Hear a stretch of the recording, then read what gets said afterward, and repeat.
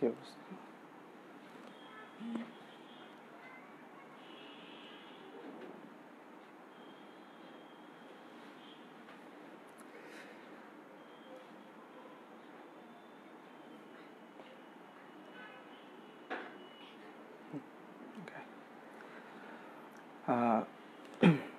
আসসালামু আলাইকুম সুপ্রিয় শিক্ষার্থীরা,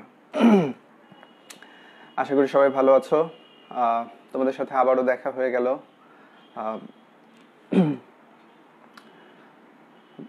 কি বলা হয়, আজকের দিনটা একটু অন্যরকম। আমরা একটা আপৎকালীন সময় পার করছি। সামগ্রিকভাবে বিশ্বের প্রতিটি মানুষই আসলে একটা দুর্বিষহ সময় পার করছি, আর তার সাথে সাথে বাংলাদেশের মানুষজন একটা ঘূর্ণিঝড়কে মোকাবেলা করতে যাচ্ছে।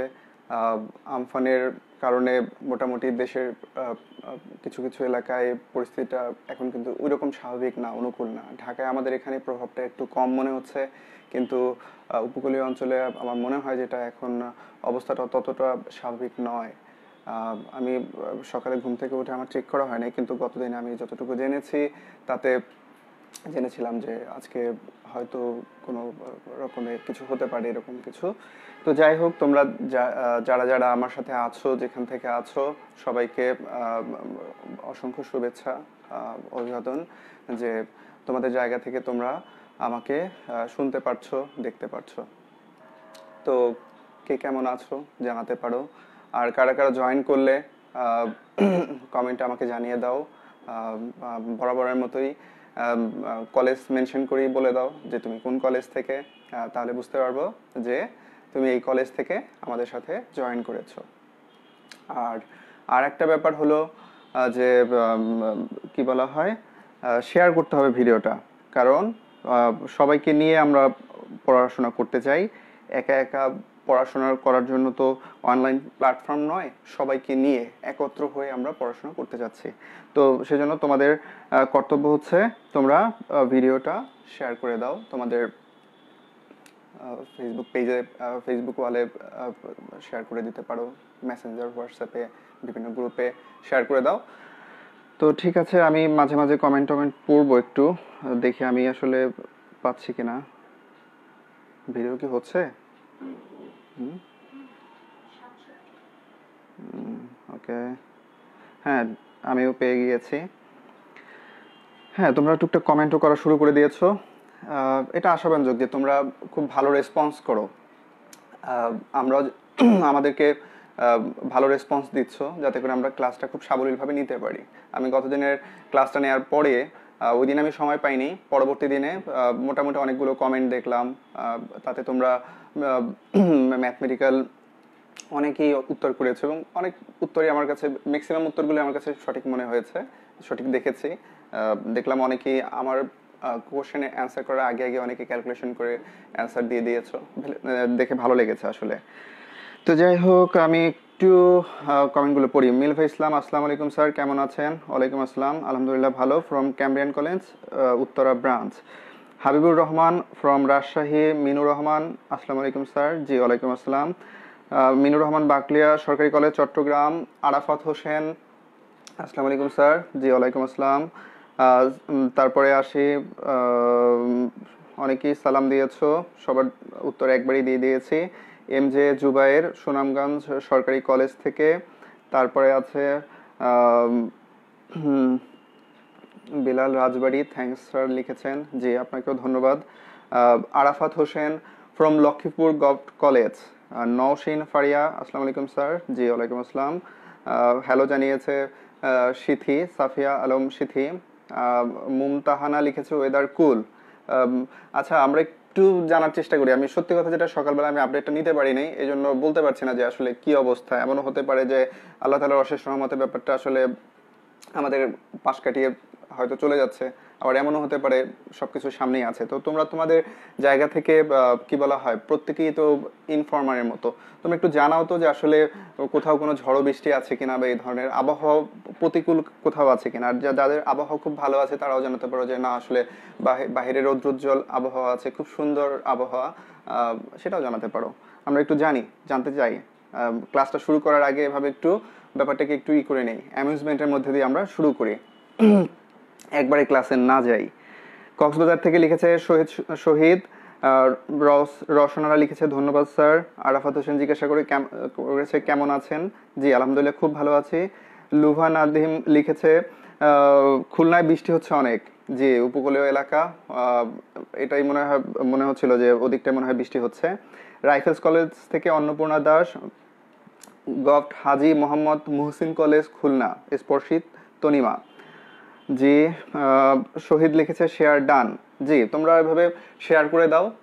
তোমার বন্ধু বান্ধব যারা আছে, যারা এখনো টের পাইনি, অনেকেই আমরা রোজা রমজানের দিন একটু বেলা করে ঘুমাই। সত্যি কথা বলতে আমিও কিন্তু অনেক বেলা করে ঘুম থেকে উঠেছি। আমার ক্লাস ছিল 12টায়, আমি ঘুম থেকে 11টার পরে উঠেছি। আমার এখনো কিন্তু ঘুমের ভাবটা কাটে নাই। যাই হোক, চোখ মুখে পানি দিয়ে আসলে দাঁড়িয়ে গিয়েছি তোমাদের সাথে দেখা করার জন্য, ক্লাস করার জন্য। না ভালো লাগে আসলে। প্রথম দিকে তোমাদের সাথে সামনে দাঁড়াতে অনেক নার্ভাস ফিল করতাম, কিন্তু এখন ক্রমশ মনে হচ্ছে যে না, তোমরা আমার অত্যন্ত আপনজন। ক্লাস নিতে অনেক সাবলীল বোধ করছি, বেশ ভালো লাগছে। আসলে এটা একটা নিউ এক্সপিরিয়েন্স। তো আমরা কেউই কিন্তু অনলাইনে ক্লাস নেওয়ার ব্যাপারে এতটা সাবলীল কেউই ছিলাম না। হয়তো দু একজন থাকতে পারে, সেটা আসলে ব্যতিক্রম ধর্মী, নিপাতনের সিদ্ধ বলতে পারি, কিন্তু বাকি সবাই আমরা কিন্তু একেবারেই নতুন অভিজ্ঞতা আমাদের সবার। তোমরাও কিন্তু এরকম অনলাইনে ভিডিও দেখতে খুব বেশি অভ্যস্ত ছিলে না। এই বর্তমান আপৎকালীন সময়টার কারণে অনেকেই এটার সাথে অভ্যস্ত হচ্ছ। অনেকেই আছো যে মোবাইল ব্যবহার করতে না। এখন শিক্ষা পাঠক্রমটা আমরা অনলাইনে দেওয়ার কারণে অনেকেই কিন্তু মোবাইল ব্যবহার করার সুযোগ পাচ্ছ। তো যারা নতুন মোবাইল ব্যবহার করার সুযোগ পেয়েছো, তাদের প্রতি আমার একান্ত অনুরোধ, তোমরা মোবাইলটাকে ব্যবহার করার ক্ষেত্রে সতর্কতার সহিত ব্যবহার করবে। এটার অতি ব্যবহারে যাতে তোমার জীবন পদ্ধতি, লাইফস্টাইলটা যাতে কোনোভাবে পরিবর্তিত না হয়, সেটাও খেয়াল রাখবে। কারণ তোমরা সবাই কোমলমতি শিক্ষার্থী। তোমাদের যে কোনো একটা ভুল সিদ্ধান্ত তোমার লাইফের গতিপথটা অনেকভাবে পরিবর্তন করে দিতে পারে। হ্যাঁ, মোবাইলের ব্যাপারটা এখন আসলে আমাদের একমাত্র ওয়ে।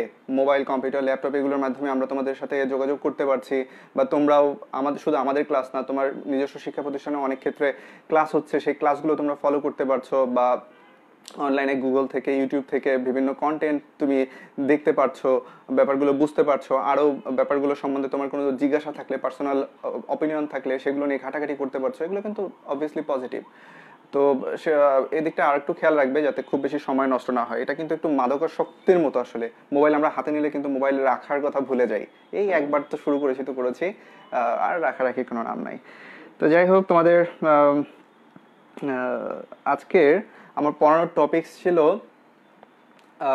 কম্বিনেশন, বিন্যাস সমাবেশ। প্রথম দিন বিন্যাস পড়িয়েছিলাম, বিন্যাসের প্রাথমিক আলোচনা প্লাস স্বল্প কিছু ম্যাথ করানোর সুযোগ হয়েছিল। দ্বিতীয় দিন আমি সামগ্রিক চ্যাপ্টারটাকে মোটামুটিভাবে শেষ করার চেষ্টা করেছি, এবং আজকে ইনশাল্লাহ সমাবেশ দিয়ে সমাবেশটা করাবো আমরা। তো বরাবরের মতোই পরিচয়টা মাঝপথে দিচ্ছি। আমি মোহাম্মদ মেহেদী হাসান, প্রভাষক গণিত বিভাগ, ভিকারুননিসা নুন কলেজ। তোমরাও তোমাদের শিক্ষা প্রতিষ্ঠানের নাম মেনশন করে দাও, প্রয়োজনে তোমাদের ফ্রেন্ডকে মেনশন করে দাও, তারা যাতে ভিডিওটা দেখতে পায়। আর আগেও বলেছি, এখনো বলছি, ভিডিওটা প্রচুর শেয়ার করে দাও যাতে সবার মাঝে ছড়িয়ে পড়ে। জ্ঞান আসলে কোথাও আবদ্ধ রাখতে হয় না, ছড়িয়ে দিতে হয়। আমি আমার জায়গা থেকে যেরকম ছড়িয়ে দিচ্ছি, আমি যতটুকু জানি, আমার যতটুকু সামর্থ্য আছে, সেই সামর্থ্যটুকু যেমন আমি উজাড় করে দিচ্ছি, তোমরাও তোমাদের জায়গা থেকে যার যতটুকু সামর্থ্য আছে এই আপৎকালীন সময়ে তোমরা সর্বস্তরে সবার মাঝে ছড়িয়ে দাও। এটাও কিন্তু এক ধরনের মানুষকে উপকার করা। দেখো, বিপদে পড়লে মানুষকে এই যে ছোট ছোট উপকারগুলোও কিন্তু অনেক অনেক বড় আকার ধারণ করে। সামগ্রিক একটা জনগোষ্ঠী যখন পরস্পরকে উপকার করবে, তখন কিন্তু সেটার ইম্প্যাক্টটা, সেটার ফলাফলটা অবশ্যই অনেক পজিটিভ হবে, অনেক পজিটিভ। তো শুধু পড়াশোনার ক্ষেত্রে না, সব ক্ষেত্রেই তোমরা তোমাদের সামর্থ্যের মধ্যে থেকে যতটুকু পারো সাহায্য সহযোগিতা করবে। সামনে ঈদ আছে, তোমার পাশের যে ব্যক্তিটি প্রতিদিনের রুটি রুজিটা অর্জন করার মতো, জোগাড় করার মতো সামর্থ্য হারিয়ে ফেলেছে এই বিপদকালীন সময়, তাকে তুমি যদি পারো একটু হেল্প করতে, অবশ্যই করবে। ঠিক আছে? তো যাই হোক, আমরা আমাদের পড়াশোনার মধ্যে যাব। তার আগে আমি একটু করি।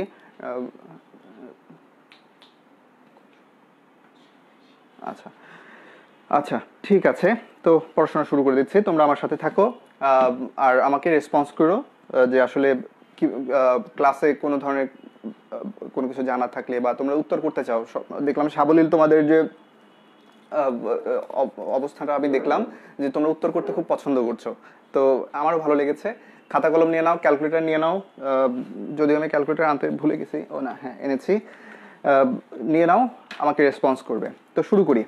সমাবেশ বা কম্বিনেশন।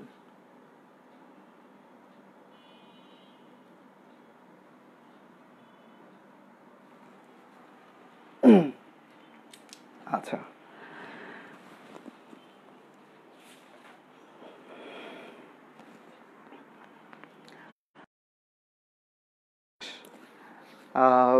সমাবেশ বললে আমার চোখের সামনে একটা সিনারি ভেসে ওঠে।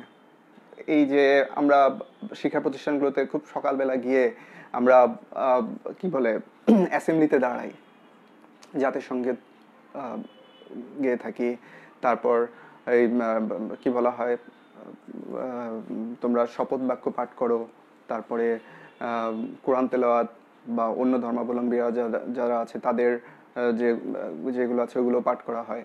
এই যে সামগ্রিক পদ্ধতিটা, ওখানে গিয়ে কিন্তু তোমাদের যে শারীরিক শিক্ষার টিচার আছেন তিনি কিন্তু বলেন সমাবেশ সাবধান হও, সাবধান, সমাবেশ আরামে দাঁড়াও, আরামে দাঁড়াও।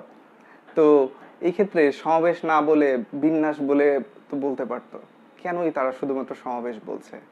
হ্যাঁ, তো এখানটা একটু কিন্তু আছে, কিন্তুটা একটু পরেই আমরা উত্তর দিচ্ছি, প্রশ্নটা প্রশ্ন হিসেবেই থাকুক।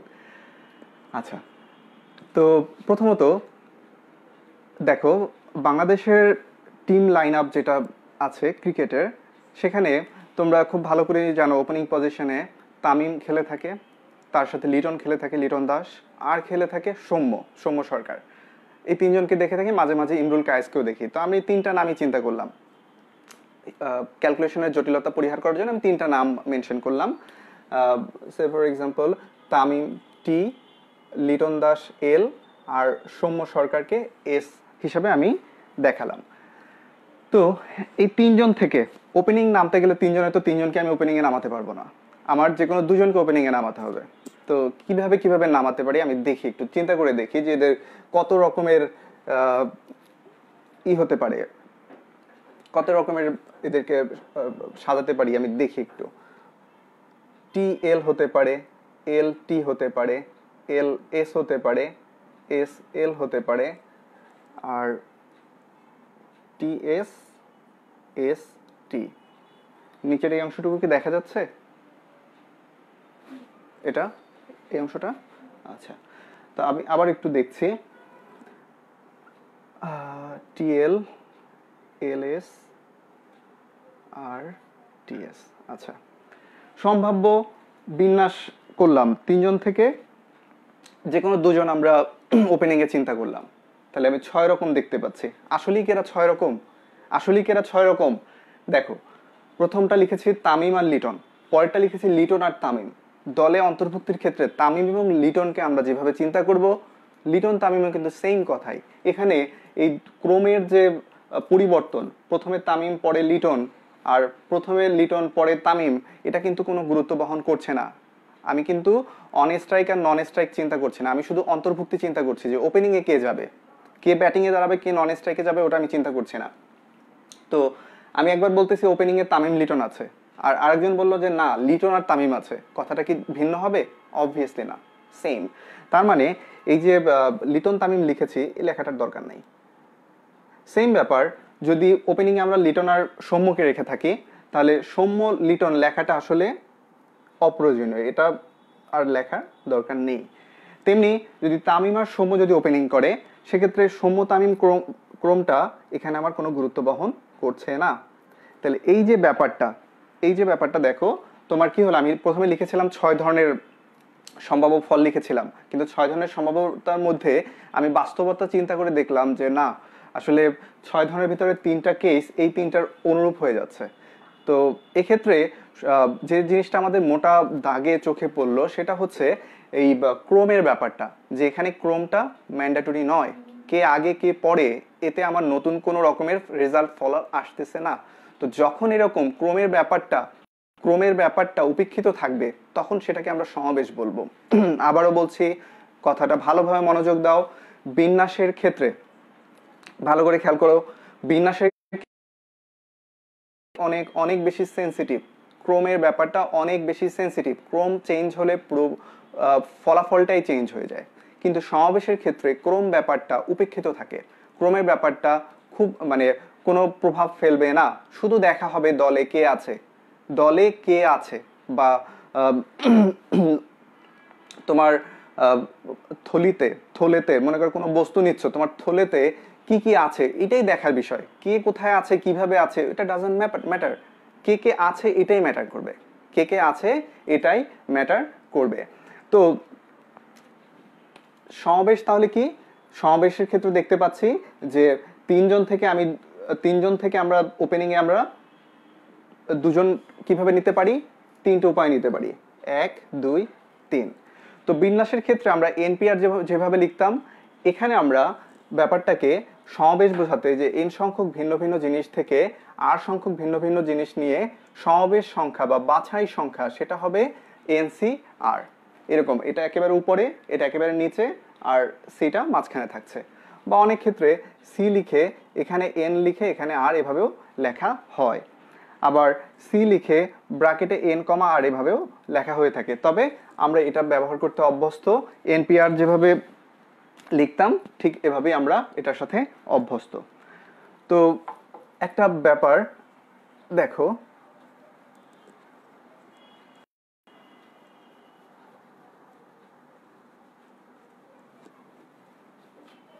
তাহলে ফাইনালি আমরা একটা ডিসিশনে আসলাম, ডিসিশনটা হচ্ছে সমাবেশের ক্ষেত্রে ক্রম ব্যাপারটা আমাদের আলোচ্য বিষয় নয়, তাই তো? ক্রম ব্যাপারটা লাইভ ক্লিয়ার না, ওয়াইফাই কানেকশন কেমন? এখন ক্লিয়ার, ওকে। কি বলা হচ্ছে, আমার সমাবেশের ক্ষেত্রে ক্রমটা আমার কোনো গুরুত্ব বহন করছে না, যেটা বিন্যাসের ক্ষেত্রে করছে। তো আমরা একটু দেখি, একটা এক্সাম্পল দেই। এ বি সি ডি, এই যে 4টা লেটার লিখলাম, 4টা লেটার, এখান থেকে 3টা নিয়ে কতভাবে আমি 3টা কতভাবে নিতে পারি, মানে সমাবেশ কতভাবে। তো এবিসি হতে পারে, এবিডি হতে পারে, তারপরে এসিডি হতে পারে, আর হতে পারে বিসিডি। আমি এর বাহিরে আর কোনোভাবে বাছাই করতে পারছি না। বাছাই করা, যে আমি এই 4 জন থেকে 3 জনকে বাছাই করে নিলাম, তোমাদের মধ্যে থেকে 3 জনকে আমি বাছাই করে নিলাম, ম্যানুয়ালি আমি দেখতে পেলাম এই 3 ভাবে বাছাই করতে পারছি। তার মানে এই 4 জন থেকে আমি 3 জন নিয়ে 4C3, তোমরা ক্যালকুলেটর ব্যবহার করে দেখতে পারো, 4C3 এর মান তোমার 4ই আসবে। কিভাবে আসে এটা আমি পরে আসতেছি। এখন কথা হলো, এই যে সমাবেশটা পেলাম, সমাবেশ থেকে আমি যদি বিন্যাস করতে চাই, মনে করো এখন আমি চাচ্ছি এটাকে বিন্যাস করব, এই এবিসিটাকে কতভাবে বিন্যাস করা যায়। এবিসিতে আমি 3টা লেটার দেখতে পাচ্ছি, 3টাই ডিফারেন্ট লেটার, 3টা ডিফারেন্ট লেটারের বিন্যাস সংখ্যা হচ্ছে অবশ্যই 3 ফ্যাক্টোরিয়াল। তেমনি এটা কত, এটাও 3 ফ্যাক্টোরিয়াল, এটা কত 3 ফ্যাক্টোরিয়াল, এটা কত 3 ফ্যাক্টোরিয়াল। 3 ফ্যাক্টোরিয়াল মানে 6, এটা 6, এটা 6, এটা 6, টোটাল কত তাহলে 4 6 24। দেখো কি হলো, 4টা থেকে 3টা নিয়ে বিন্যাস সংখ্যা কত 24। কিভাবে পেলাম, প্রথমত আমি বাছাই করলাম, বাছাই করার পরে আবার বিন্যাস করলাম, এটা প্রসিডিউর ছিল। তাহলে প্রসিডিউরটা কিভাবে ছিল আবারও দেখি, 4টা থেকে 3টা নিয়েছি, 4টা থেকে 3টা নিয়েছি, 4টা থেকে 3টা 4C3 উপায়ে প্রসিডিউর কমপ্লিট হয় নাই, আমি বিন্যাস করতে যাচ্ছি, বাছাই না করে আমি বিন্যাসে কনভার্ট করতে যাচ্ছি, সমাবেশ এবং বিন্যাসের মধ্যে সম্পর্ক আনয়ন করতে যাচ্ছি।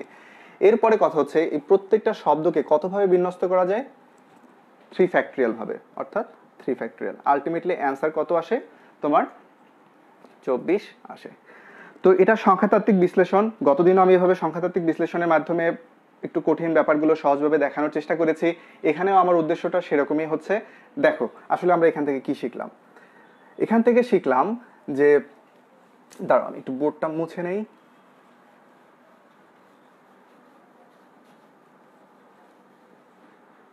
এখান থেকে শিখলাম যে n সংখ্যক ভিন্ন ভিন্ন বস্তু থেকে r সংখ্যক ভিন্ন ভিন্ন জিনিস নিয়ে বাছাই সংখ্যা বা সমাবেশ সংখ্যা হচ্ছে এনসিআর। এটা আমরা আজকে জানলাম যে n সংখ্যক ভিন্ন ভিন্ন জিনিস থেকে r সংখ্যক ভিন্ন ভিন্ন জিনিস নিয়ে বাছাই সংখ্যা বা সমাবেশ সংখ্যা হচ্ছে এনসিআর। এখন এই বাছাই সংখ্যা বের করার পরে সেখান থেকে আমি বিন্যাস সংখ্যা পেতে পারি। কিভাবে পাবো? ইনটু এই যে এটা আছে, তুমি যে কয়টা নিয়েছো তাদের বিন্যাস করো। তো কত বিন্যাস? R factorial. এইটাই হচ্ছে বিন্যাস। কার বিন্যাস? এন সংখ্যক জিনিস থেকে আর সংখ্যক জিনিস নিয়ে বিন্যাস। তো আমরা তো জানি যে এন সংখ্যক জিনিস থেকে আর সংখ্যক জিনিস নিয়ে বিন্যাস সংখ্যা হচ্ছে এনপিআর। আর আজকে আবার নতুন করে শিখলাম যে এনসিআর ইন্টু আর ফ্যাক্টরিয়াল, এটাও বিন্যাস। কার বিন্যাস? এন সংখ্যক জিনিস থেকে আর সংখ্যক জিনিস নিয়ে। তো দুটো ভিন্ন এক্সপ্রেশন হলেও তাদের ব্যাপারটা সেম। অতএব আমি বলতে পারি যাহাই এনপিআর তাহাই এনসিআর ইন্টু আর ফ্যাক্টোরিয়াল। কথাটা আবারও বলছি, খেয়াল করো। তুমি কি করেছো? এন সংখ্যক জিনিস থেকে আর সংখ্যক জিনিস বাছাই করেছো। প্রথমত বাছাই, সিম্পলি পিক করেছো। তারপর কি করেছো? তাদেরকে বিন্যস্ত করেছো। যেমন আমি তোমাকে একটু আগে এবিসিডি এর একটা এক্সাম্পল দিয়ে দেখিয়েছিলাম। প্রথমত বাছাই করেছি 4 ভাবে, তারপর প্রত্যেকটাকে 6 ভাবে আমি বিন্যস্ত করেছি। তো সেটাই আমি এখানে লিখেছি যে এন সংখ্যক জিনিস থেকে আর সংখ্যক জিনিস নিয়ে বাছাই সংখ্যা বা সমাবেশ সংখ্যা হচ্ছে এনসিআর। তারপরে কথা হচ্ছে এই প্রত্যেকটা বাছাইকে আমরা যদি বিন্যস্ত করতে চাই সেটা করতে পারি আর ফ্যাক্টোরিয়াল উপায়। এবং এই যে বিন্যাস সমাবেশের গুণন বিধি, যোজন বিধিতে আমরা শিখেছিলাম যে কমপ্লিট প্রসিডিউরের আগ পর্যন্ত যত ক্যালকুলেশন আসবে সব মাল্টিপ্লাই হবে, সেই হিসেবে এটা মাল্টিপ্লাই। আর অন্যদিকে বিন্যাসের কনসেপ্ট থেকে আমরা শিখেছিলাম এন সংখ্যক ভিন্ন ভিন্ন জিনিস থেকে আর সংখ্যক ভিন্ন ভিন্ন জিনিস নিয়ে পারমুটেশন সংখ্যা বা বিন্যাস সংখ্যা হচ্ছে এনপিআর। দুটো সেম জিনিস কিন্তু ক্যালকুলেশন পদ্ধতি ভিন্ন। তো দুটোকে আমি এভাবে লিখতে পারি। তাহলে এখান থেকে আমরা একটা সিদ্ধান্তে উপনীত হলাম যে NPR equal to NCR into R factorial. এগুলো কিন্তু অনেক সময় অবজেক্টিভে দিয়ে থাকি, অবজেক্টিভে এভাবে বলে থাকি যে নিচে কোনটি সত্য। সেক্ষেত্রে কিন্তু এই সূত্রটা জানা থাকলে অনেকটা উপকার হয়। তো এখন এনপিআর এর যেরকম একটা ফর্মুলা আমরা জানি, এনপিআর এর ফর্মুলা গতদিন শিখেছিলাম এন ফ্যাক্টোরিয়াল ভাগ এন মাইনাস আর ফ্যাক্টোরিয়াল। উল্লেখ্য আমি একটা কথা আমার না বললেই নয়, তোমরা অনেকেই কিন্তু মানে কি বলবো অসতর্কতা বশত তোমরা এই ব্র্যাকেটটা দাও না, এরকম ভাবে অনেক ক্ষেত্রে ব্র্যাকেট দাও না। এটা কিন্তু ভুল মিনিং করছে, সতর্ক হও এই জায়গাটায়। এটা মানে হচ্ছে এন থেকে অনলি আর ফ্যাক্টোরিয়াল বিয়োগ হচ্ছে। আর আমি যদি ব্র্যাকেট দেই তার অর্থ দাঁড়াচ্ছে যে এন এবং আর এর বিয়োগ ফলটা যা আসবে তার ফ্যাক্টোরিয়াল। দুটো কিন্তু ভিন্ন জিনিস। তো আমার এখানে ব্র্যাকেটটা অবশ্যই খুব বিশাল একটা গুরুত্ব বহন করে। তো তোমরা এটার ব্যাপারে সতর্ক থাকবে। তো এনসিআর ইন্টু আর ফ্যাক্টোরিয়াল এদিকে থাকছে, লিখলাম। তাহলে অতএব এনসিআর আসবে, আমি এটাকে ডান পাশে নিয়ে যাই, এন ফ্যাক্টোরিয়াল ভাগ আর ফ্যাক্টোরিয়াল এন মাইনাস আর ফ্যাক্টোরিয়াল। অর্থাৎ এনসিআর এর ফর্মুলা আমরা পেলাম কি? এনসিআর এর ফর্মুলা পেলাম এন ফ্যাক্টোরিয়াল ভাগ আর ফ্যাক্টোরিয়াল, তার সাথে গুণ থাকবে এন মাইনাস আর ফ্যাক্টোরিয়াল। ঠিক আছে, তাহলে নতুন একটা সূত্র আমরা শিখে গেলাম। সূত্রটা হচ্ছে এনসিআর এর ফর্মুলা এন সংখ্যক ভিন্ন ভিন্ন জিনিস থেকে আর সংখ্যক ভিন্ন ভিন্ন জিনিস নিয়ে সমাবেশ সংখ্যা বা বাছাই সংখ্যা হচ্ছে এনসিআর। সেই এনসিআর এর এক্সপ্রেশন হচ্ছে এন ফ্যাক্টোরিয়াল ভাগ আর ফ্যাক্টোরিয়াল, তার সাথে N minus r factorial multiply থাকবে। অতিরিক্ত হচ্ছে এনপিআর এর যে রেজাল্ট তার সাথে অতিরিক্ত আর ফ্যাক্টোরিয়াল দ্বারা ভাগ হবে। তো স্বভাবতই এনপিআর এর যে রেজাল্ট তার থেকে এনসিআর এর রেজাল্টটা কম আসার সম্ভাবনা থাকবে, কারণ এখানে কোনো একটা সংখ্যা দ্বারা ডিভাইড থাকবে। সেই সংখ্যাটা যদি 1 হয় তাহলে সেক্ষেত্রে তো উভয় ক্ষেত্রে সেম রেজাল্ট হবে। আর যদি 1 ছাড়া অন্য কিছু হয় সেক্ষেত্রে অবশ্যই এনসিআরটা ছোট হবে, এনপিআরটা বড় হবে। তো এখন আমরা এটার কিছু প্রপার্টিস দেখার চেষ্টা করি। তার আগে আমি একটু বোর্ডটা মুছে নিচ্ছি।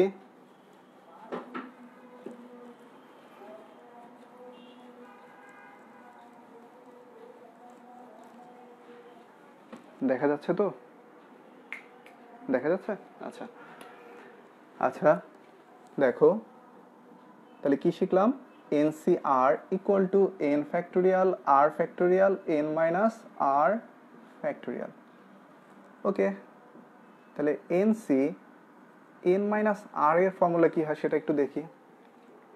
এন ফ্যাক্টোরিয়াল এন মাইনাস আর factorial N minus n plus r factorial, অর্থাৎ এন ফ্যাক্টোরিয়াল ভাগ এন মাইনাস আর ফ্যাক্টোরিয়াল আর ফ্যাক্টোরিয়াল। খেয়াল করো এখানে যে রেজাল্টটা পেলাম এখানেও কিন্তু সেম রেজাল্ট পেয়েছি। একটু খেয়াল করো, এনসিআর এর যে রেজাল্ট এনসি এন মাইনাস আর এর রেজাল্টও কিন্তু সেম, একেবারেই সেম। এই যে ব্যাপারটা কেন এরকম সেম হলো, উপরে এন ছিল সো উভয় ক্ষেত্রে এন ফ্যাক্টোরিয়াল আসলো, এখানে আর ছিল তার জন্য আর ফ্যাক্টোরিয়াল, ঠিক আছে। আর এখানে এন মাইনাস আর থাকাতে এই দুটোর বিয়োগফল করে যেটা পাচ্ছি সেটা আসলো আর ফ্যাক্টোরিয়াল। দেখো এখানকার ক্যালকুলেশনে আর ফ্যাক্টোরিয়াল এসেছে ডিরেক্টলি, আর এখানকার ক্যালকুলেশন থেকে আর ফ্যাক্টোরিয়ালটা এসেছে মাইনাস করে, এই দুটোর মাইনাস করে তারপরে আর ফ্যাক্টোরিয়াল এসেছে। আবার এদিকে এই দুটোর মাইনাস করে যেখানে এন মাইনাস আর পাচ্ছি সেই এন মাইনাস আরটা এখানে পাচ্ছি ডিরেক্টলি। তো আলটিমেটলি সমীকরণ সর্বশেষে গিয়ে আমরা কি দেখতে পাচ্ছি যে দুটোর ডান পাশের এক্সপ্রেশন সেম। তো আমরা এক্ষেত্রে সিদ্ধান্ত উপনীত হতে পারি যে NC N minus R equal to হচ্ছে এনসি আর। তো লিখে দেই ইকুয়াল টু এনসি আর। এটা হলো সম্পূরক সমাবেশের সূত্র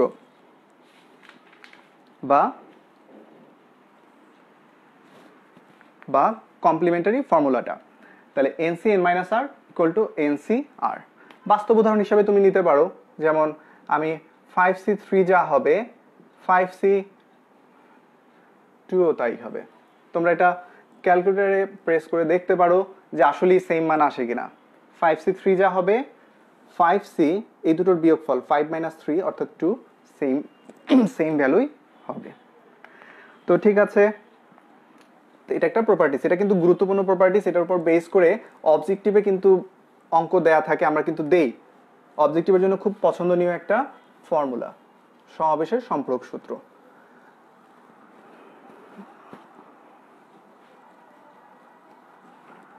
তো এরপরে আর একটা প্রপার্টিস আছে, এটা একটু প্রমাণ করে দেখাবো যে n c r plus NC R minus one equal to n plus one c r. এটা আমরা প্রমাণ করে দেখব, খুবই সহজ প্রমাণ আমরা দেখব। তো লেফট হ্যান্ড সাইড নিয়ে কাজ করি। তো জায়গা যেহেতু সীমিত আমি লাইনগুলো ওয়াস্ট করতে চাচ্ছি না, ডিরেক্টলি এটার এক্সপ্রেশন ভেঙে ফেলি। প্রথমত এনসিআর, এনসিআর এর ফর্মুলা হচ্ছে এন ফ্যাক্টোরিয়াল আর ফ্যাক্টোরিয়াল এন মাইনাস আর ফ্যাক্টোরিয়াল প্লাস এনসি আর মাইনাস ওয়ান হচ্ছে N factorial by R minus one factorial, তারপর হচ্ছে এন মাইনাস আর প্লাস ওয়ান ফ্যাক্টোরিয়াল। জাস্ট সূত্রে অ্যাপ্লাই করেছি।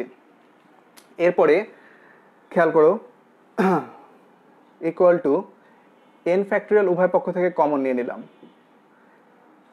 এবার আসি 1 এটা আর ফ্যাক্টোরিয়াল, এটা আর মাইনাস ওয়ান ফ্যাক্টোরিয়াল। তোমাদেরকে একটা ব্যাপার আমার একটু না বললেই নয়, একটা এক্সাম্পল দিয়ে বললে ভালো হয়। যেমন 5 ফ্যাক্টোরিয়াল মানে হচ্ছে 5 ইন্টু 4 ইন্টু 3 ইন্টু 2 ইন্টু 1।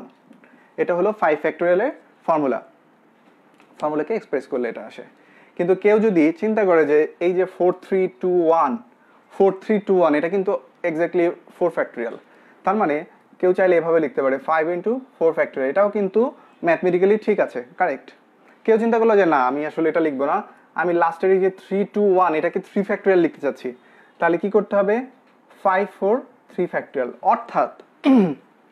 অর্থাৎ আমরা এই গুণ করে লিখতে গিয়ে যেখানে থামবো সেখানে ফ্যাক্টোরিয়াল দিলেই চলছে।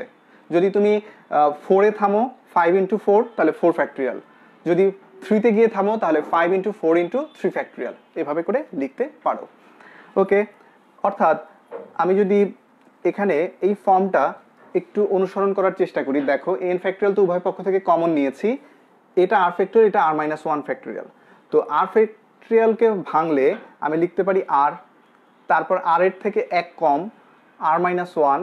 এখানে আমি থেমে যেতে চাই, কেন থেমে যেতে চাই আমার একটা উদ্দেশ্য আছে, কারণ এই পাশে আমার আর মাইনাস ওয়ান আছে এবং সে শুধু আর মাইনাস ওয়ান নয়, সে আর মাইনাস ওয়ান ফ্যাক্টোরিয়াল।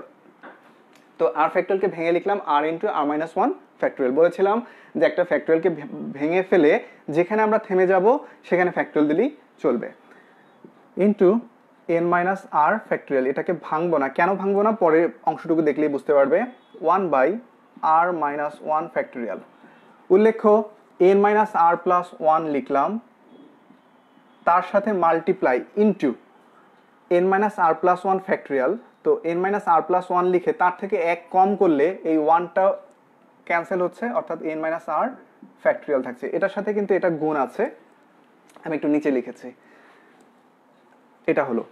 তো দুঃখিত, এটা ব্র্যাকেট যাবে, দেখো তো, তাহলে আর মাইনাস ওয়ান ফ্যাক্টরিয়াল আর মাইনাস ওয়ান ফ্যাক্টরিয়াল পেয়েছি, n মাইনাস আর ফ্যাক্টরিয়াল n মাইনাস আর ফ্যাক্টরিয়াল পেয়েছি। উভয় পক্ষের যে ফ্যাক্টরিয়াল গুলো আছে সেগুলো কিন্তু সেম পেয়ে গিয়েছি। হ্যাঁ, লাইভ চলছে না মানে কি হয়েছে? একেবারেই প্রবলেম।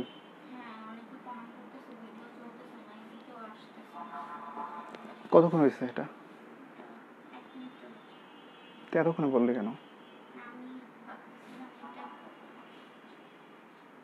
ওই না তো, চলছে তো, দেখ এখানে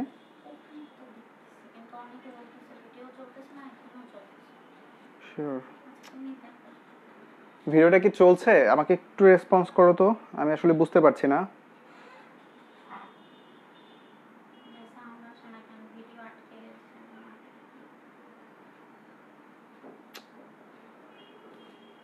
কি ব্যাপার, নেটে প্রবলেম করছে?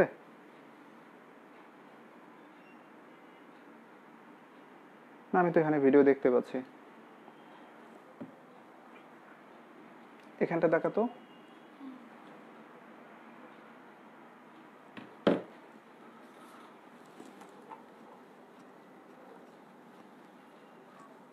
কমেন্টগুলো খেয়াল করিস।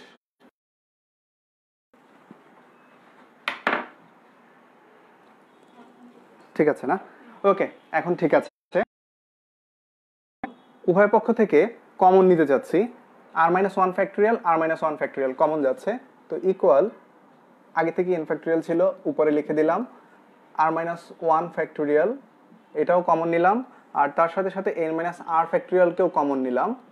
ওকে ফাইন, থাকছে কি তারপরে ওয়ান বাই আর থাকছে, আর থাকছে এদিকে one by N minus R plus one, এভাবে থাকছে। আচ্ছা, মুছে দিই।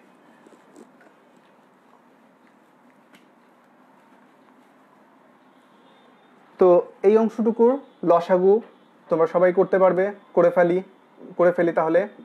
এন মাইনাস আর ফ্যাক্টোরিয়াল থাকলো, এটা লসাগু হচ্ছে আর ইন্টু এন মাইনাস আর প্লাস ওয়ান, এদিকে থাকলো এন মাইনাস আর প্লাস ওয়ান প্লাস আর, আর আর ক্যান্সেল হচ্ছে, উপরে এন প্লাস ওয়ান থাকে।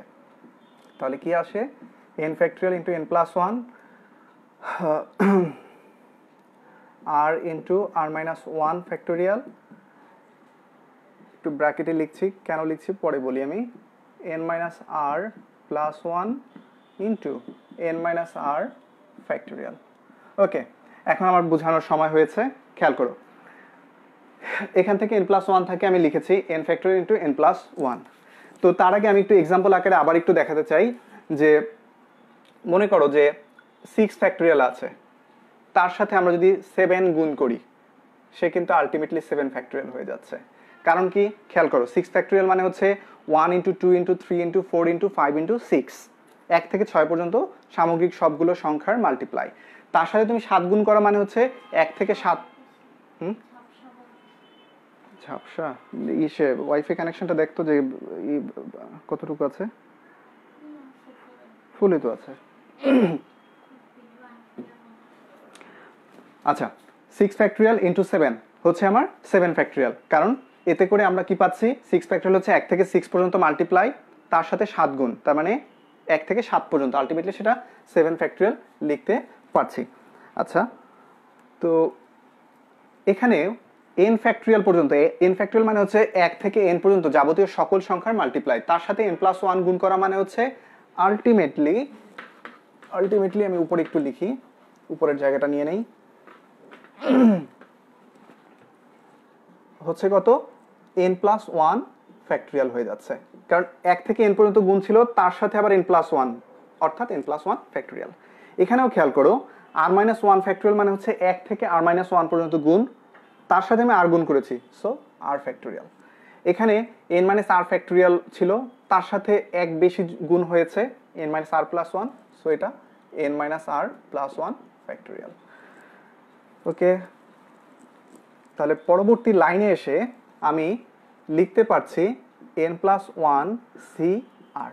কিভাবে পাচ্ছি খেয়াল করো, এনসিআর এর ফর্মুলাটা যদি মনে থাকে এখন তোমার বুঝতে পারার কথা কেন এটা লিখেছি। n+1 CR মানে হচ্ছে n+1 ফ্যাক্টোরিয়াল ভাগ হচ্ছে r ফ্যাক্টোরিয়াল, তার সাথে মাল্টিপ্লাই হবে এই দুটোর বিয়োগফল, অর্থাৎ n+1 - r, n+1 - r factorial.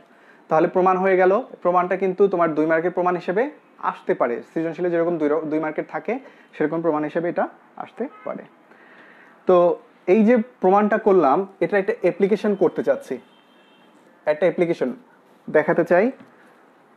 দেখো, দেখা যাচ্ছে? দেখো তো, দেখতে পাচ্ছ কিনা? দেখাতে বলেছি, দেখাও n-1 CR-2 plus n CR-1 equal to n+1 CR-1। এটা কিভাবে প্রুফ করব, কিভাবে দেখাবো? তো আমি কোশ্চেনটা একটু তুলে নেই। কোশ্চেনটা ছিল, দেখাতে বলেছে n-1 CR-2 plus n CR-2 plus n-1 CR-1। এটার একটা ডান পক্ষ দেয়াই আছে, ওইটা প্রমাণ করতে হবে। তো এটা প্রমাণ করার আগে একটু আগে যে সূত্রটা আমরা পেয়েছি সেটা আরেকবার একটু আমরা দেখতে চাই। NCR plus NCR-1 equal to n+1 CR। এটাই ছিল একটু আগে আমি যেটা প্রুফ করেছি, জাস্ট একটু আগে যেটা প্রুফ করেছি সেটা ছিল এটা। দুঃখিত, এটা r+1 n+1 CR। খেয়াল করি, এটা একটু আগে আমরা প্রমাণ করেছিলাম। এটা আসলে কি দেখো, দুটো কম্বিনেশনকে যোগ করেছি, দুটো কম্বিনেশনের ক্ষেত্রেই উপরের অংশটা সেম থাকতে হবে। দুটো কি থাকতে হবে? সেম থাকতে হবে। তাহলে এখানে এই একটা কম্বিনেশনের ফর্ম আছে, এটা একটা কম্বিনেশনের ফর্ম আছে, এটা একটা কম্বিনেশনের ফর্ম, এটা n-1, এটা n, এটা n-1। সো এই দুইটার ক্ষেত্রে আমি উপরের অংশটুকু সেম পাচ্ছি। প্রথম কথা হচ্ছে উপরের অংশটা সেম হতে হবে। দ্বিতীয় কথা হচ্ছে নিচের অংশটা পরস্পর ক্রমিক হতে হবে। দেখো, একটা r আর একটা r-1, একটা r আর একটা r-1, অর্থাৎ ক্রমিক হতে হবে। দেখো তো এই দুটোর ভিতরে ক্রমিক কিনা, একটা r-1 আর একটা r-2। হ্যাঁ, অবশ্যই ক্রমিক সংখ্যা। r-2 এর সাথে 1 যোগ করলে r-1 হয়, ক্রমিক সংখ্যা। তাহলে কি হতে হবে? তুমি এই ফর্মটা তখনই অ্যাপ্লাই করতে পারবা যখন উপরের অংশটা সেম হবে আর নিচের অংশটা পরস্পর ক্রমিক হবে। আবারও বলছি, উপরের অংশটা সেম, নিচের অংশটা ক্রমিক, উপরের অংশটা সেম, নিচের অংশটা ক্রমিক। ফাইনালি আবার বলছি, উপরের অংশটা সেম, নিচের অংশটা ক্রমিক। এরকম হলে তবেই তুমি অ্যাপ্লাই করতে পারবে। ওকে, আমি অ্যাপ্লাই করতে পারবো, কিন্তু অ্যাপ্লাই রেজাল্টটা কি হবে? অ্যাপ্লাই রেজাল্টটা হবে উপরের অংশে 1 বেড়ে যাবে, উপরের অংশে 1 বেড়ে যাবে, আর নিচের অংশে এই ক্রমিক দুইটা সংখ্যার ভিতরে সর্বোচ্চ যেটা আছে সেটা বসবে। আবারও বলছি, ফলাফলটা কি হবে?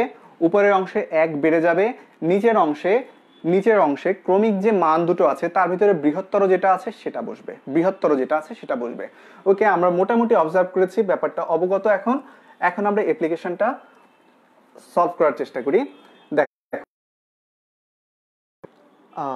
n-1 CR-2 আর এটা হচ্ছে n-1 CR-1, এই দুটোকে আমরা যোগ করতে পারি কারণ উপরেরটা সেম, নিচের অংশ ক্রমিক। তো এরকম হলে ফলাফল হবে কি? 1 বৃদ্ধি পাবে, অর্থাৎ n-1 তার সাথে আর 1 বৃদ্ধি পেল, C। এরপর ক্রমিক, এই দুটোর ভিতরে ক্রমিকের ভিতরে সবচেয়ে বড় যেটা, চিন্তা করো, একটা r-2 আর একটা r-1, অবশ্যই r-1টা বড় হবে, তাহলে r-1। এটা এখন রয়ে গেল NCR-2। ওকে, -1 + 1 কাটাকাটি ক্যান্সেল হয়ে শুধু n থাকছে, আমি উপর n লিখে দিচ্ছি। আবার দেখো, এই দুটো কম্বিনেশনের ফলকে আমরা কিভাবে লিখতে পারি? আগে দেখি এদেরকে যোগ করা যায় কিনা ওই ফর্মুলায়। এই দুটো সেম, উপরের অংশ সেম, নিচের অংশটা ক্রমিক, একটা r-1 আর একটা r-2 ক্রমিক সংখ্যা। তাহলে ফলাফল হবে কি? উপরেরটা 1 বৃদ্ধি পাবে, অর্থাৎ n+1, আর নিচের অংশটা কি হবে? এই দুটোর ভিতরে সবচেয়ে বড় যেটা আছে, বড় অবশ্যই কে? r-1, n+1 C r-1। যাদের কনফিউশন মনে হচ্ছে যে আসলে r-1 r-2 কোনটা বড়, তাদের জন্য আমি জাস্ট এতটুকু বলতে পারি, তোমার কাছে যে টাকা আছে তার থেকে 1 টাকা মাইনাস করলে যেটা হবে, আর সেটা থেকে যদি 2 টাকা মাইনাস করা হতো, কোনটা বড় হয় একটু চিন্তা করে দেখো, হোপ বুঝতে পারবে।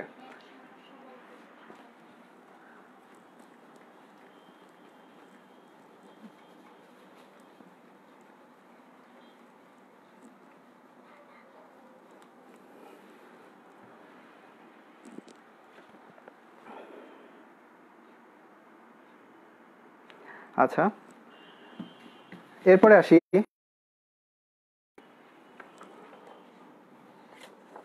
কোশ্চেনটা একটু খেয়াল করো। 17 বাহু বিশিষ্ট একটা বহুভুজের কৌণিক বিন্দুগুলো সংযোগ করে কতগুলো ত্রিভুজ গঠন করা যায়, এটা হচ্ছে ফার্স্ট কোশ্চেন। পরবর্তী কোশ্চেন বলা হয়েছে এ বহুভুজের কতগুলো কর্ণ আছে সেটাও নির্ণয় করো। 17 বাহু বিশিষ্ট একটা বহুভুজের কৌণিক বিন্দুগুলো সংযোগ করে কতগুলো ত্রিভুজ গঠন করা যায়। তার আগে আমরা এতগুলো বাহু নিয়ে চিন্তা করার আগে আমি একটা চতুর্ভুজ নিয়ে চিন্তা করি। এটা হচ্ছে চতুর্ভুজ। চতুর্ভুজের 4টা বাহু, 1 2 3 4, আর কৌণিক বিন্দু কয়টা? 4টা। একটা পঞ্চভুজ নিয়ে চিন্তা করি, চিঠির খামের মতো দেখতে কিছুটা। পঞ্চভুজ মানে হচ্ছে 5টা বাহু, 1 2 3 4, 5টা বাহু। আর কৌণিক বিন্দু কয়টা হবে? 5টা, 1 2 3 4 5টা।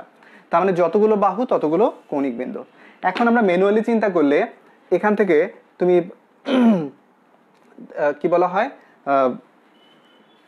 তুমি হয়তো এখান থেকে ভেঙে ভেঙে কয়টা ত্রিভুজ আছে কাউন্ট করতে পারবে।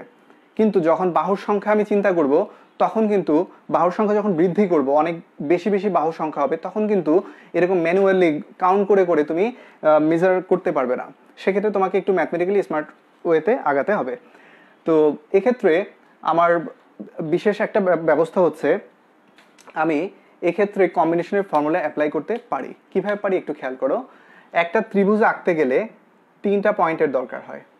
নাম দিলাম এ বি সি। তাহলে এ বি সি বিন্দু 3টার সংযোগ করলে আমি কি হচ্ছে, আমি একটা ত্রিভুজ পাচ্ছি। তো এখানে এই চতুর্ভুজটার নাম দিলাম এ বি সি ডি। তো যে কোনো 3টা বিন্দু, মনে করো এ বি সি, এই 3টা বিন্দু সংযোগ করে কি পাচ্ছি? একটা ত্রিভুজ পাচ্ছি। একটু খেয়াল করো তো, এখানে কি ক্রমটা ম্যান্ডেটরি কিনা? এখানে ক্রমটা ম্যান্ডেটরি কিনা সেটা আমরা একটু বোঝার চেষ্টা করি। আমি এবিসি নিয়ে যে ত্রিভুজটা পাচ্ছি, সিএবি নিয়েও সেম ত্রিভুজ পাচ্ছি, আর বিএসি নিয়েও সেম ত্রিভুজ পাচ্ছি। মানে পারস্পরিক ক্রমটা যদি চেঞ্জ করি, আমি এবিসি নিয়ে যেটা পাচ্ছি, বিসি এ নিয়ে সেই একই ত্রিভুজ, সিএবি নিয়েও সেই একই ত্রিভুজ। অতএব এখানে যেহেতু ক্রমটা ম্যাটার করছে না, তার মানে আমি সমাবেশ নিয়ে আমরা আলোচনা করতে পারি। অর্থাৎ আমার এখানে চারটা কৌণিক বিন্দু থেকে যে কোনো 3টা নিয়ে আমি ত্রিভুজ গঠন করতে পারি। তো আমার প্রশ্নটা ছিল, প্রশ্নটা একটু খেয়াল করো, প্রশ্নটা আমি আবারও তোমাদের সামনে ধরছি। বলা আছে 17 বাহু বিশিষ্ট একটা বহুভুজ। আমরা জানি যতগুলো বাহু থাকবে কৌণিক বিন্দু, এই যে কৌণিক বিন্দু ঠিক ততগুলো থাকবে। তোমাদের চোখের সামনে দুটো এক্সাম্পল আছে, দেখতে পারো। 4 বাহুতে 4টা ভুজ, 5 বাহুতে 5টা ভুজ আছে। তার মানে 17 বাহু বিশিষ্ট বহুভুজের অবশ্যই অবশ্যই তোমার কৌণিক বিন্দু কয়টা থাকবে? 17টা থাকবে। ওকে ফাইন, 17টা থাকলো। 17টা থেকে কয়টা নিব আমরা? প্রতিবার 3টা নিব। তাহলে 17 আমি কি পি লিখবো না সি লিখবো সেটা আমরা বোঝার চেষ্টা করি, যে 17 P3 হবে না 17 C3 হবে।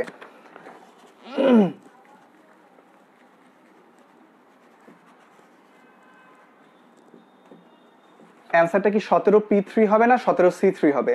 তো একটু আগেই বলেছিলাম, মনে করো এই 3টা বিন্দু ই সি। তো এ বি সি নিয়েও যে ত্রিভুজটা পাচ্ছি, বিসি এ নিয়েও সেই ত্রিভুজ পাচ্ছি, আবার সিএবি নিয়েও সেই একই ত্রিভুজ পাচ্ছি। যেহেতু এখানে ক্রমটা কোনো ম্যাটার করছে না, সেহেতু আমরা কোন অপশনে যাব? আমরা অবশ্যই সমাবেশের ফর্মুলায় যাব। এখানে পারমিটেশন নিয়ে কাজ হচ্ছে না।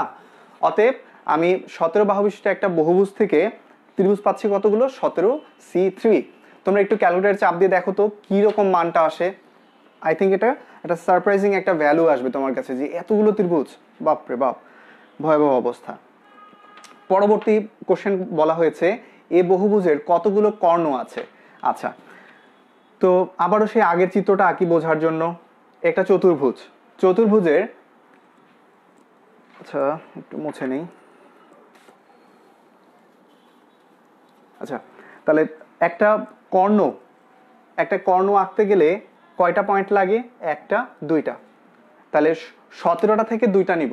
অতএব 17 C2 হওয়ার কথা, 17 C2 হওয়ার কথা। কিন্তু আসলে কি 17 C2 হবে, নাকি এর ভিতরে কোনো আসলে ভুল ভ্রান্তি আছে? আমরা একটু চেক করার চেষ্টা করি। প্রথমত একটা চতুর্ভুজ নিলাম। চতুর্ভুজের কৌণিক বিন্দু 4টা আছে। 4টা থেকে আমি যে কোনো 2টা নিলে এভাবে কয়টা কর্ণ পাচ্ছি? অবশ্যই একটা চতুর্ভুজের দুটো কর্ণ থাকে, এ বি সি ডি। কর্ণদ্বয় কি কি? এসি আর বিডি। তো ম্যাথমেটিক্যালি যদি আমি দেখাতে চাই, তার মানে 4C2 হচ্ছে 6 দেখাচ্ছে, কিন্তু আমার কি আসলে 6টা কর্ণ আছে এখানে? না, এখানে আমার 6টা কর্ণ নেই, এখানে 2টা কর্ণ আছে। তার মানে আমি যে এখানে কম্বিনেশনের ফর্মটা এইভাবে ব্যবহার করতে পারছি না, একটু ঝামেলা আছে। কেন ঝামেলা আছে সেটাও বলছি।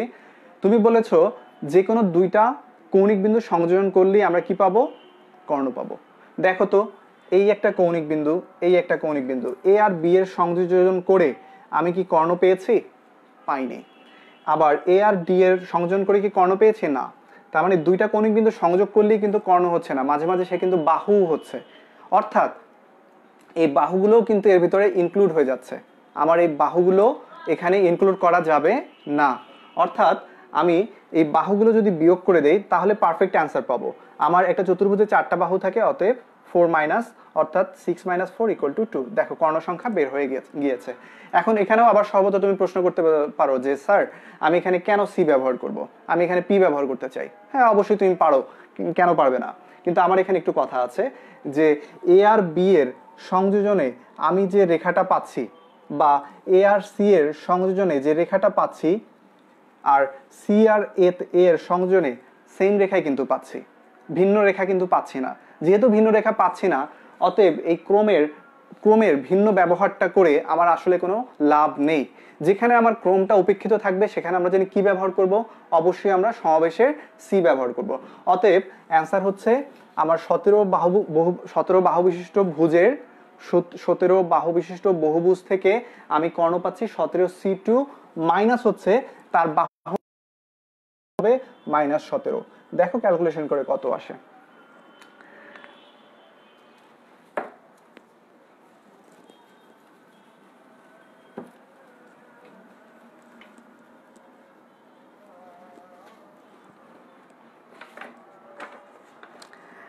তিন নম্বর একটা ম্যাথ দেখো, 3-এর পরে আরেকটা অঙ্ক করে আজকে আমরা ইতি টানবো।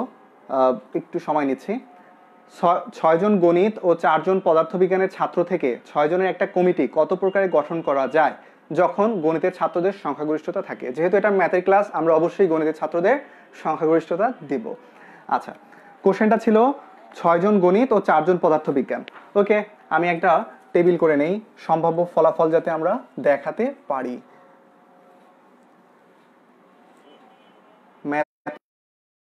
ফিজিক্স, ম্যাথমেটিক্সের 6 জন আছে আর ফিজিক্সের 4 জন আছে। তো প্রশ্নটা আবারও খেয়াল করি, 6 জন গণিত ও 4 জন পদার্থবিজ্ঞানের ছাত্র থেকে 6 জনের একটা কমিটি গঠন করতে হবে। মাঝে মাঝে তোমরা ইউনিভার্সিটিতে ভর্তি হলে দেখতে পাবে যে বিভিন্ন কাজে বিভিন্ন কমিটি করা হয়, সেক্ষেত্রে এরকম বিভিন্নভাবে নেওয়া হয়। তো এখানে ওইরকম একটা কমিটি গঠন করা হচ্ছে, যেখানে কি বলা হয়, আলোচনায় নেওয়া হয়েছে ম্যাথ এবং ফিজিক্সের স্টুডেন্টদেরকে নেওয়া হয়েছে। তো নিব আমরা টোটালি 6 জন, কিন্তু আমার টোটাল স্টুডেন্ট আছে 10 জন। কতভাবে আমরা নিতে পারি? তো প্রথমত, যেহেতু ছাত্র থেকে 6 জনের একটা কমিটি গঠন করতে হবে, তোমাকে কিন্তু বলা আছে গণিতের ছাত্রদের সংখ্যাগরিষ্ঠতা, এবং কোথাও কিন্তু মেনশন করা নাই যে কেউ শূন্য হতে পারবে কি পারবে না, এই ব্যাপারে কোনো কিন্তু রেস্ট্রিকশন দেয়া নাই। তো আমি প্রথম কাজ করি যে 6 জন আমি ম্যাথের স্টুডেন্ট নিয়ে নেই। 6 জন নিয়ে নিলে এখান থেকে ফিজিক্স থেকে আমার নেয়ারই কোনো দরকার নেই, এটা একটা প্রসেস হতে পারে। 6 না নিয়ে যদি আমরা 5 নিই তাহলে এদিক থেকে আমরা 1 নিব, এটা একটা প্রসেস। যদি 4 নেই এদিক থেকে নিব 2। হ্যাঁ, দারুণ, ঠিক আছে। যদি আমরা এদিক থেকে 3 নেই তাহলে এদিক থেকেও আমাকে 3 নিতে হবে। সো এটা নেয়া কি যাবে? এই প্রসেসটা কি হবে? সংখ্যাগরিষ্ঠতা থাকে না। দেখো সেম হয়ে যাচ্ছে, সংখ্যাগরিষ্ঠতা থাকে না, তো এটা নেওয়া যাবে না। বা পরবর্তী যে অপশনগুলো আছে, যদি আমি এটা 2 নেই, এটা 4 নেই, হ্যাঁ নিতে পারি, 6 জন থেকে 2 জন নিতে পারি, 4 জন থেকে 4 জন নিতে পারি, কিন্তু সংখ্যাগরিষ্ঠতা থাকছে না। সো এই অপশনগুলোতে যাওয়া যাবে না।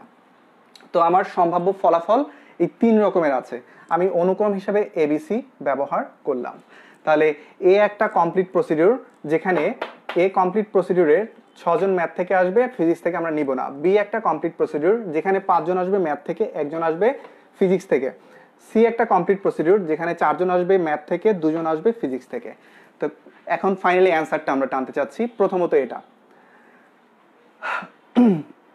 আমরা এই 6 জন নিয়েছি কতজন থেকে? এই 6 জন নিয়েছি 6 জন থেকে, অর্থাৎ 6 C 6, 6 জন থেকে 6 জন। ঠিক আছে, আমার প্রসিডিউর শেষ হয় নাই, এখনো আরো একটু অংশ বাকি আছে, এটা নিয়েও চিন্তা করতে হবে। ইনটু 4 জন থেকে আমি 0 জন নিব, অর্থাৎ 4c 0। আমরা জানি nc 0 হচ্ছে 1 হয়, সো এটা মানে হচ্ছে 1, আর 6c 6 মানেও 1। তোমরা ক্যালকুলেশন করে দেখো, আমি ক্যালকুলেশন দেখাতে চাচ্ছি না। এরপরে আবার এটাও দেখো, 6c 5, 6 জন থেকে 5 জন, ইনটু এটা 4 জন থেকে 1 জন, সো 4c 1। আর এটার ক্ষেত্রে হবে 6c 4 ইনটু এটা 4 জন থেকে 2 জন। তো এ এর রেজাল্ট পাবে, বি এর রেজাল্ট পাবে, সি এর রেজাল্ট পাবে। তো অ্যান্সারটা তাহলে কি হবে? অ্যান্সারটা হবে, এটা একটা কমপ্লিট প্রসিডিউর, কমপ্লিট প্রসিডিউরের রেজাল্ট, এটা একটা কমপ্লিট। আমরা জানি কমপ্লিট প্রসিডিউরের রেজাল্ট পরস্পর কি হয়? যোগ হয়, অর্থাৎ এ এর রেজাল্ট যোগ বি এর রেজাল্ট যোগ সি এর রেজাল্ট। আমি ক্যালকুলেশন করে দেখালাম না, সময়টা আমি একটু সেভ করতে যাচ্ছি, আর একটা অঙ্ক আমি করতে চাচ্ছি, প্লিজ তোমরা একটু আমার সাথে থাকো।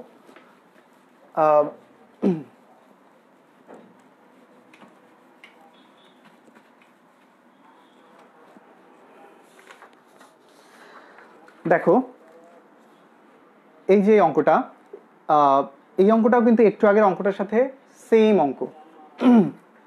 তো এই অঙ্কগুলো কিন্তু টেস্ট পেপার তোমরা যদি একটু যদি হাতের কাছে থেকে থাকে, অবজার্ভ করতে পারো যে বিভিন্ন কলেজে বা বোর্ড পরীক্ষায় এই ধরনের অঙ্ক কিন্তু অনেক বেশি আসে, এবং বিশেষত এটা কিন্তু খুব স্পেশাল একটা অঙ্ক, টাইপিক্যালি আসে এই অঙ্কটা। অঙ্কটা হচ্ছে 9 জন লোকের একটা দল দুইটা যানবাহনে ভ্রমণ করবে, এই যানবাহনের একটাতে 7 জনের বেশি এবং অপরটাতে 4 জনের বেশি ধরে না, দলটি কত রকমে ভ্রমণ করতে পারবে? আচ্ছা, এটা আমি সামারিটা একটু লিখি, তাহলে ব্যাপারটা একটু ইজি হবে আমার।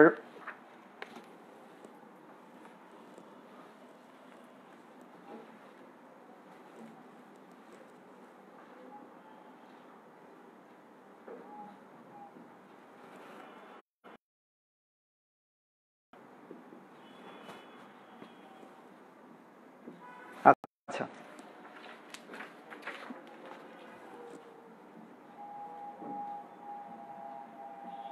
খেয়াল করি, আবারও খেয়াল করি, 9 জন লোকের একটা দল, তাহলে টিমে আছে কতজন? 9 জন। এরা দুইটা যানবাহনে ভ্রমণ করবে, দুইটা বাস, একটা বাসের নাম মনে করো এ আর একটা বাস বি। তো এ বাসে ধারণ ক্ষমতা মনে করো 7 জন আছে, আর বি ক্ষেত্রে ধারণ ক্ষমতা 4 জন আছে। হ্যাঁ, তো দলটা কত রকমে ভ্রমণ করতে পারবে? তো আমি সম্ভাব্য ফলাফলগুলো লিখছি। প্রথমত, এটা যদি 7 জন নেই তাহলে এখানে নিতে হবে 2 জন। এটা যদি 6 জন নেই তাহলে এটা নিতে হবে 3 জন। এটা যদি 5 জন নেই এটা নিতে হবে 4 জন। আরো যদি আগাতে চাই তাহলে কি হয় একটু দেখো, 5 7 6 5, এটা যদি 4 নেই এদিকে হতে হবে আমার 5, কিন্তু এখানে ধারণ ক্ষমতা ছিল 4, 4 জনের জায়গায় তো আমরা 5 জন বসাতে পারি না, তো অতএব এই অপশনটা আমার যাবে না। অপশন সম্ভাব্য এই তিনটাই আছে, এ বি সি।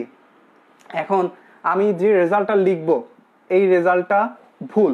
আমি এখন যে রেজাল্টটা লিখবো ভালো করে মনোযোগ দিয়ে খেয়াল করো, এখন যে রেজাল্টটা লিখবো এটা ভুল লিখছি, কিন্তু এটাও তোমার খেয়াল করার দরকার আছে। দেখো আমি যদি এভাবে লিখি 7c7, এটা কিন্তু ভুল, বারবার বলছি। 7c6 into 4c3, 7c5 into 4c4।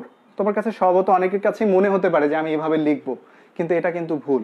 কেন ভুল একটু বোঝার চেষ্টা করো। আমরা 7 জন থেকে 7 জন লিখেছি 7c7, 4 জন থেকে 2 জন 4c2, কিন্তু আসলে কিন্তু তা নয়।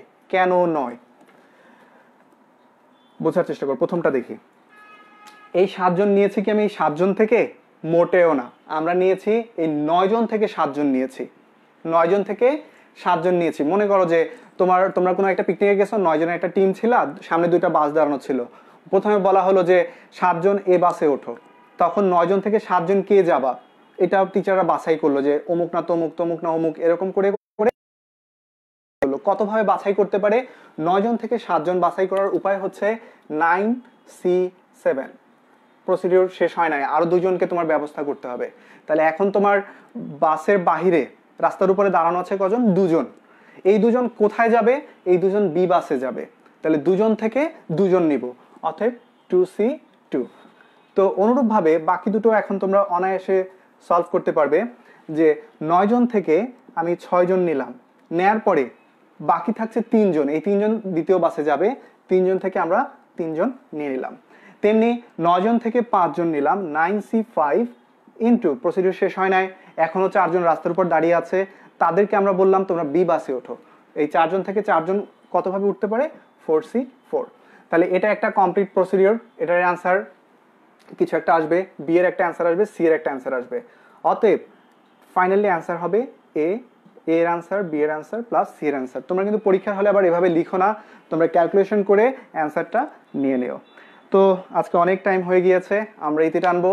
তোমরা যতটুকু দেখালাম এতটুকু করতে থাকো, ইনশাল্লাহ পরবর্তী ক্লাসে চ্যাপ্টার শেষ হবে। ধন্যবাদ।